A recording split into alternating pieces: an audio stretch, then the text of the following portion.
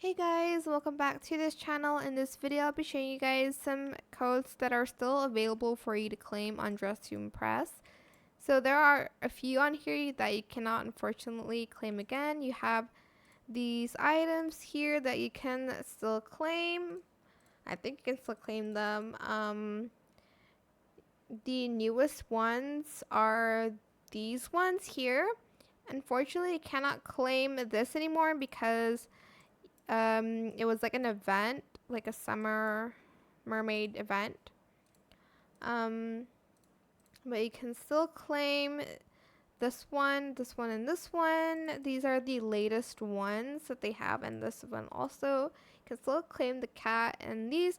Unfortunately, you cannot claim the brat items again because you do have to be there for the brat event or else you wouldn't be able to claim them.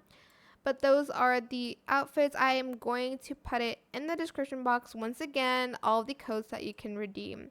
I hope it was helpful for you guys. Don't forget to like, comment, share, and also subscribe to this channel if you haven't done that already. If you have any more questions about this video, just leave it in the comment section down below.